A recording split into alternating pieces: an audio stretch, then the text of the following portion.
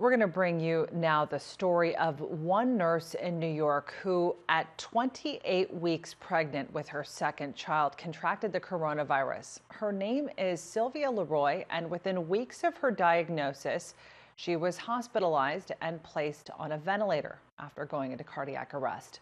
The medical staff then rushed her into the operating room where they performed an emergency C-section and delivered her baby girl, Esther. Here to update us on Sylvia's condition is her sister, Shirley Licin, who joins us now live from New Jersey. Shirley, thank you so much for being with us. I know that this must be an incredibly difficult time for you and your family right now. How is Sylvia doing? What's her current condition? Uh, Thank you for having us on and having me on tonight. Sylvia's condition is still very critical. She is tested negative for the COVID virus, but all of the damage it has left in her wake, her lungs are quite weak. She has moved from the ICU. She's stabilized. However, after suffering 4 minutes without any oxygen, she sustained a hypoxic, anoxic brain injury. What happened when she woke up? She did come off of the ventilator. Her eyes are opening. She's retained her brain stem reflexes, which means that she can cough, she can blink, she has some movement, but she is not responding to command, which is deeply saddening for all of us. And she's in a very critical time where she needs to be seen and to be cared for at a very specialized type of hospital for brain injuries right now. Shirley, what are doctors saying about her prognosis?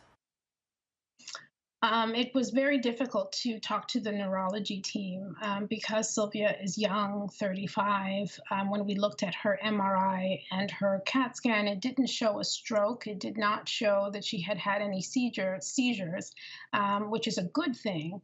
However, clinically, when neurologists assess you after 72 hours or so from suffering a cardiac arrest, if you're not able to come through and respond to command, the prognosis is poor. What her acute rehabilitation folks have said is given that she's young and there's neuroplasticity, if she goes to the right center, she has a good chance for meaningful recovery. We understand also, Shirley, that this virus was also passed on to several other family members. Can you tell us about a little bit more about that and how they're doing?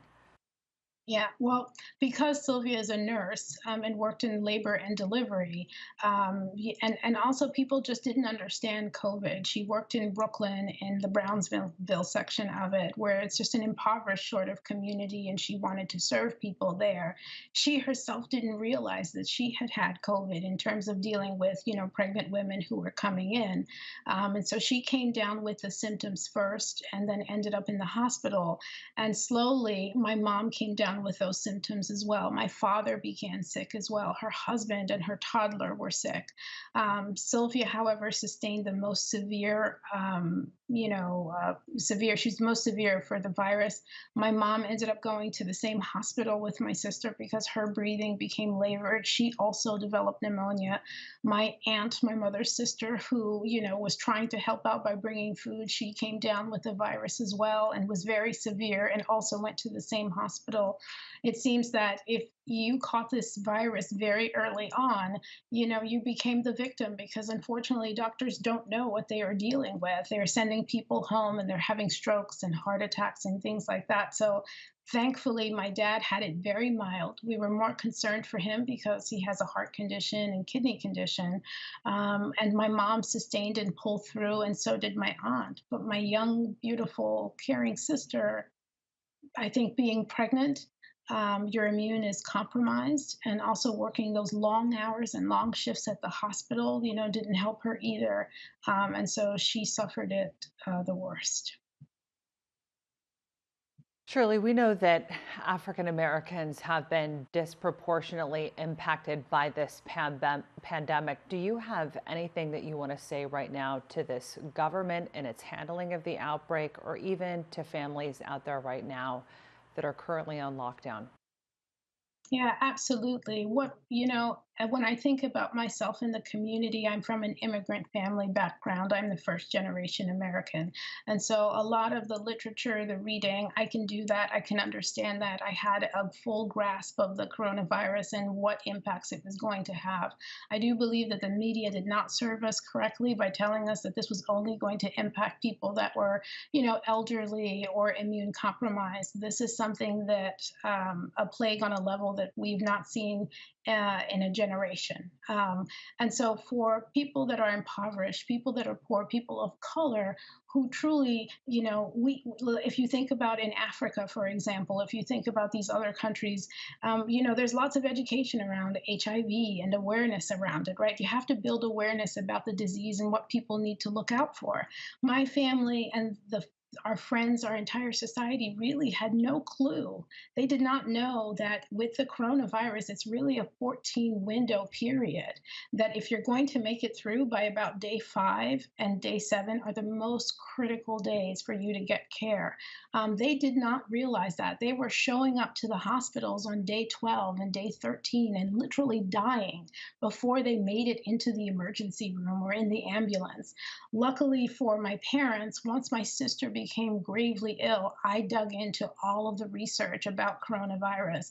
And I was watching my parents, talking to them over the phone. We live in 2 different states. I'm in New Jersey, they live in New York. But I said, here are the things you need to look out for. Here are the signs and symptoms. And at around day 7, I told them, go to the emergency room. Tell them that you cannot breathe. And my parents said, but we're fine. We can breathe. I said, I know that, right? But go and show up there and tell them that you can't breathe.